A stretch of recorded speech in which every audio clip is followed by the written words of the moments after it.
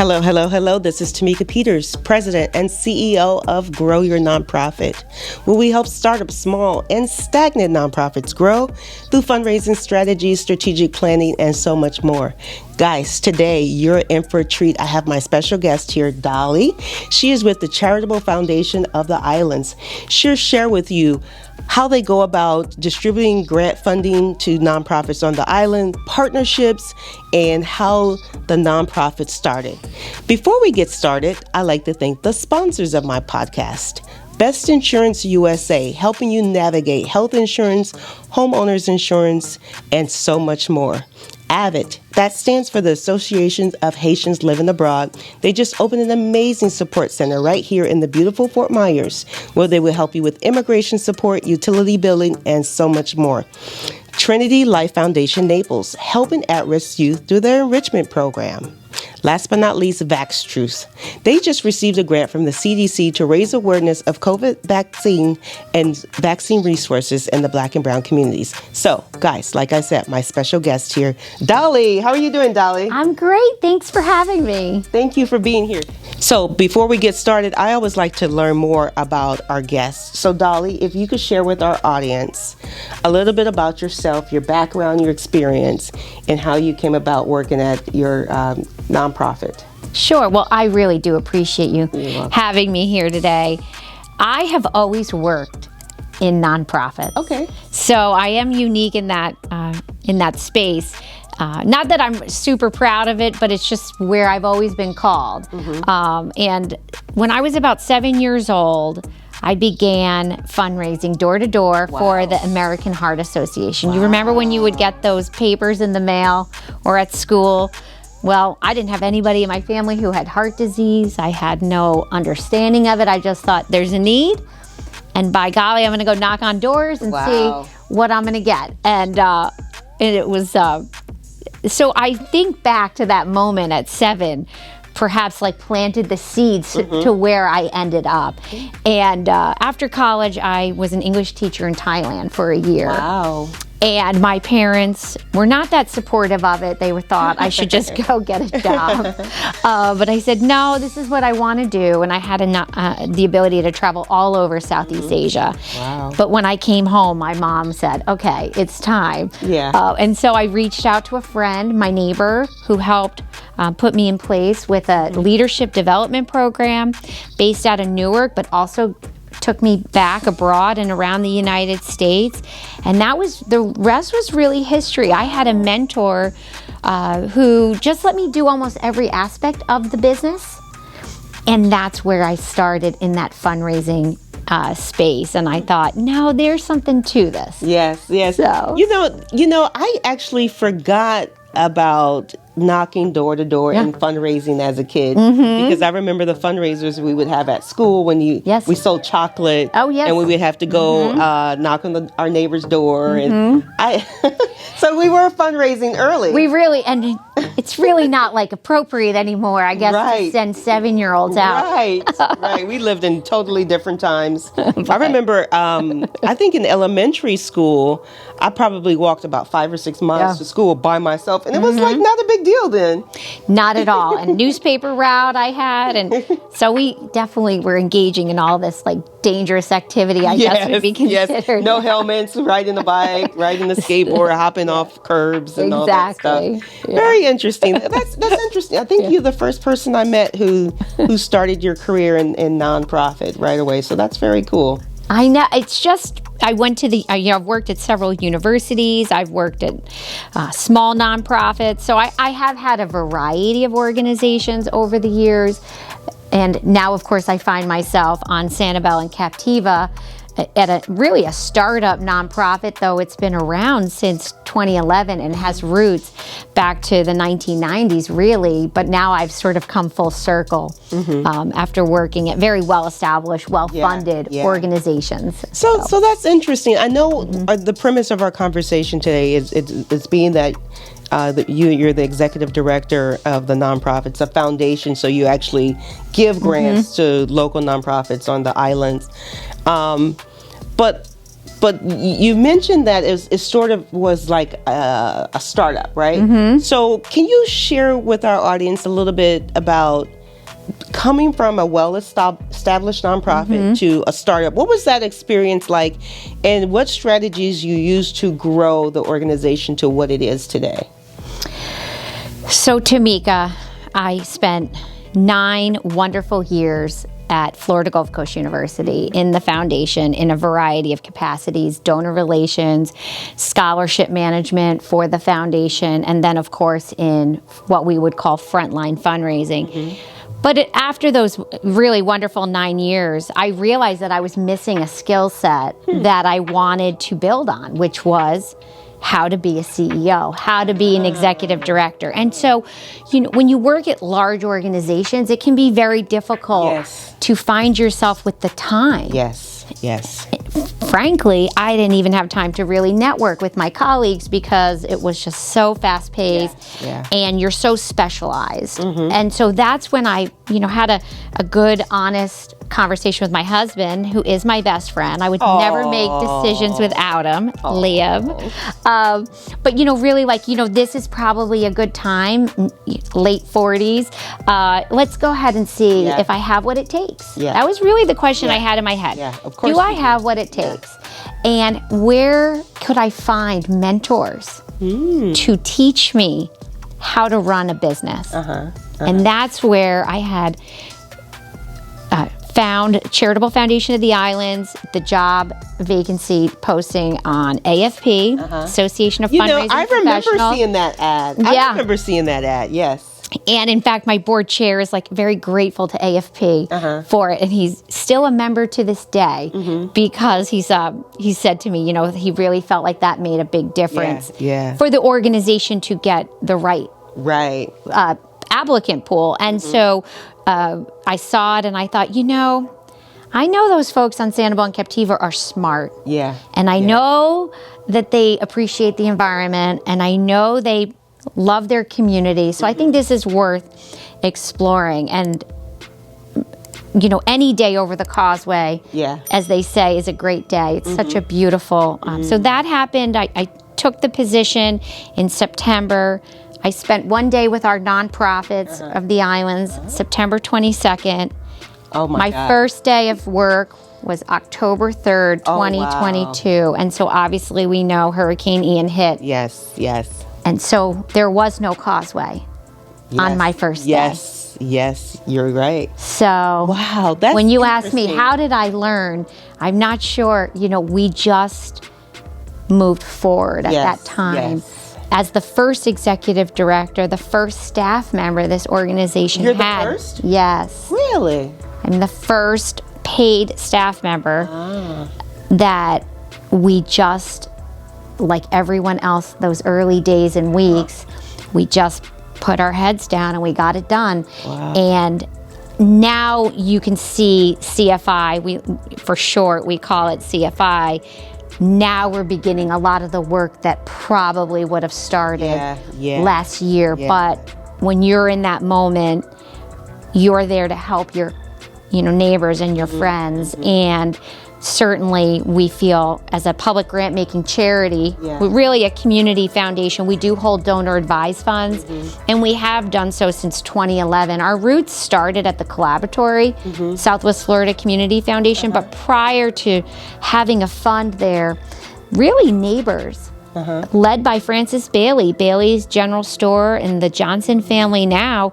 Really, it was Francis and friends who would created a good neighbor fund, and they would, assist people whose homes might have burnt down, lost a job, perhaps they were sick and ill and needed help, and they would give them money. They took that idea, started a fund at the Collaboratory, and it existed there for about 10 years. Wow.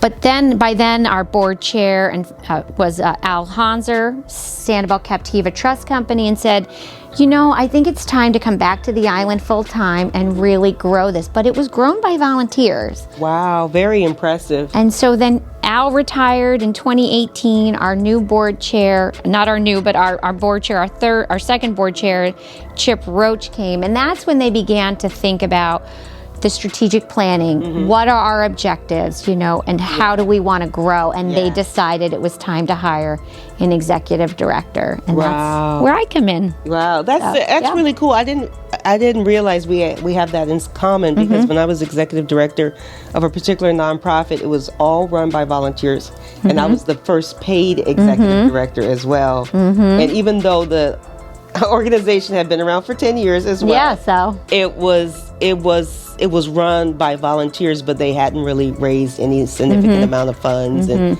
it wasn't really structured, so it was almost like a startup, even though they were in place. So that's really interesting. So because the premise of our show is, how do you grow your nonprofit? Yeah. What are the strategies? So it was all volunteers here on Sanibel, Captiva. And how were they fundraising? Was it just a group of people, sort of like a giving circle, who would donate a specific amount of money each year and then put into this donor advised fund that was at the collaboratory, or how did you do that? Well, so actually, donor advised funds, the donor makes the gift, the organization is now the owner of that gift, but the donor advised fund holder can still make grant recommendations. So really that has nothing to do with way any community foundation operates, how they pay for their operations. So you really think of that as like public grant making. And they make the recommendations, and that money comes in and goes out. But our operating budget is supported by, you said, a giving circle. Really, our board members, current, former, and close friends of CFI. And the board has always felt it was really important to raise the funds sort of in smaller gatherings. We do not do big galas because we're really there to support our nonprofits. And we have, at least 17 to 20 nonprofits operating on Sanibel and Captiva. Wow, I didn't know that. Every day I find a new one, like yesterday. So anyway, that's why I hedge it, because I say, every time I say that, I'll get a call the next day and say, well, maybe you should continue, and then you'll keep finding until you find all of them. So I do want to, preface that, but we have not uncovered them all. But we just have a lot of wonderful organizations. And one of the really unique parts about Sanibel and Captiva is our nonprofits, many of them started 49 years ago. And there's a reason for that, because we're about to celebrate our 50th anniversary. Wow, congratulations. On Sanibel, and that's next year, 2024. And so, when the city incorporated officially in 1974, if my math is right, many of our nonprofits started then or a few years later. And so, for instance, we have an affordable housing nonprofit on island, 47 years. That's the Community Housing and Resources, we call it CHR. Very impressive that you guys, they had the foresight 47 years ago. That's right. That's huge, because we're talking about affordable housing now in 2023, and that's a problem. Well, everything is so expensive. And Sanibel was created to keep the community diverse, and it was meant to be a community of all types of people, and it was never intended to only be for the affluent. And I think that's a part of the perception occasionally that it is an affluent community, and I won't deny that. But I will say that it's a harmonious community that is very opening and welcome to all people. And I think that shows in the fact that our school is doing so well, and that's not true in some of our other communities that are really hurting after Hurricane Ian. I mean, our school's been open since April, and we've got over 200 students there. And so, it was a very intentional design.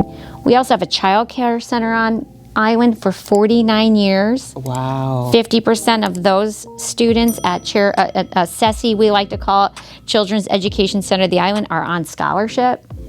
So it's, again, very intentional, and we work very hard at that. So from the fundraising standpoint, we do it small. We do it quietly, I should say. We're now at this point now where we are having to really think about the future and how we're going to continue to keep CFI sustainable in order to help the nonprofits more. Very good. So part of that sustainability plan, you have a planned giving program and an endowment? No, we do not have that. We have planned giving commitments. Okay. Yes, and I have a lot of experience in both of those areas. So what I really like about the community foundation world, let me just like sort of posit that against what it was like to work at a university or where multiple endowments are, is that there's a lot of flexibility at the community foundation than at a university. And so that part is so exciting to me because it was like endowment or a restricted fund or pass-through fund. But in here, you have so many options. And that's why I really do love donor advised funds. I think from a donor perspective, it's so flexible. It provides you the time that you need in order to think about how you want to make your gift. If you're a new philanthropist, even if it's say, $5 or $10, $25,000, which you can now create a donor advised fund in Fidelity, Schwab, and the banks, you can do that. You are not required to make grant recommendations right away. And so a lot of people are put under pressure. They have never given before. You and I clearly have been giving and volunteering from the beginning. But not everybody lives their life like that. Sometimes they're working hard, building businesses. They then retire. It's the first time they've thought about how they want to give. And so DAFs give you that ability to give it some thought, be strategic, go meet with the nonprofits, lean on somebody like me or somebody at the collaboratory, somebody call your community foundation. You can call them up. They'll go with you to the nonprofits. They'll provide you with the names and the emails and the numbers to do it, the annual reports. There's a lot of accountability that somebody like me can help tap into without a lot of extra work. And so I think from that perspective, DAFs to me are almost like the best of both worlds. And of course, endowments we all know are really what we all should be thinking about. I know you and I have talked about hurricanes, natural disasters, but it's not the only disaster we face. No, it's not. We talked about the pandemic in 2020. Then that lasted several different years, which caused nonprofits who were heavily reliant upon events as fundraising, they had to lay off a lot of their staff. And a lot of nonprofits who had events, some were brave enough to host virtual events, and others were afraid to not host the events. And some were afraid to not communicate with their donors. So the ones who did communicate with their donors, they actually raised more money because the donors wanted to help. So staying in constant contact with your donors is very important. So it's just all around impressive what you guys do. And I really love that you guys are not event driven, right? And they believe in small and quiet and coming together. What does that look like? Is that a cocktail party at someone's home? Is that in the community room? What does that small giving circle look like? It's all of the above, and we're actually in the middle of planning and scheduling them. And so, our first one of our newest board members is Rachel Pierce. Everyone, if you haven't been to her gallery on the island, you have to come out. She just retired a few years ago from the NBC2 anchor. Oh that's what I thought. I'm like, I wasn't sure. That name sounds really familiar. So she's going to host a gathering for us. Oh, nice. In her gallery. Oh, very nice. So it's not going to be a sit down. It'll be more casual, but again, these types of small giving circle events can happen really at breakfast, at coffee. I will tell you, I'm a real big fan of coffee meetings, breakfast meetings, because it disarms people. It doesn't make you feel like you spent a night out of the house, which can be very exhausting for a working professional or someone who has a family. And frankly, a lot of people want to hang out with their friends at night, and they want to go socialize and have a good time. So I think it's the best of both worlds to keep the events small, but make it mission focused too. So this year, what we'll implement is having one of our nonprofit partners or someone who's benefited from our programming speak, very short. And then we'll have a very small brochure with a QR code. here you go. We're not going to kill you with information tonight. Yeah. What we're trying to do is inspire you to learn more. And I think we have to start touching people's hearts more. Yes. And then we will get their heads. We all know there's a lot of intellectual reasons to give, financial reasons. It's, save taxes and, all these things. But what we're trying to do is touch people's hearts. And let me tell you, and if it's not to CFI, let it be to one of the nonprofits that have touched you. Yeah. So. Very good. So Dolly, before we wrap up, how can our audience reach out to you? You have someone watching and they want to donate $1 million to CFI. Well, easy web address, mycfi.org, and you could go on there, find my email, my phone number. But what I want to say is, cross the causeway, come to the islands. We are open. The beaches are beautiful. The shells are outstanding. Oh, wow. Okay, come to the farmers market on Sunday. Come out to Ding Darling, take a drive through the refuge, enjoy lunch, but don't not come. I'm telling you, the residents, the employees of the businesses, we want to see you. We know we're not perfect, but I think the chamber says we're not perfect, but we're still paradise. That's right. And I think that's true. So I'd say, look on our website, but come out and see us and see what we're doing. And I will tell you that the causeway is a beautiful drive over and the beaches are gorgeous, but the people are even better. And I think that's the one aspect that I didn't realize, that it's really the people that make the difference. Yeah. And I've just been so touched by everybody. And it's been a wonderful year minus a Cat 5 hurricane. That's okay. So. Sometimes you have to tear down to build back up. There we go. When I lived in Naples for 15 years, I learned that the county seat was in Everglades. And during Hurricane Donna, it pretty much wiped out the area, and the money from FEMA helped rebuild the area and to make Naples to what it is today, because it was really a fishing village. It wasn't really much there. A lot of the northerners would come down for hunting and fishing. So you see what it is today. So Dolly, thank you so much for your time.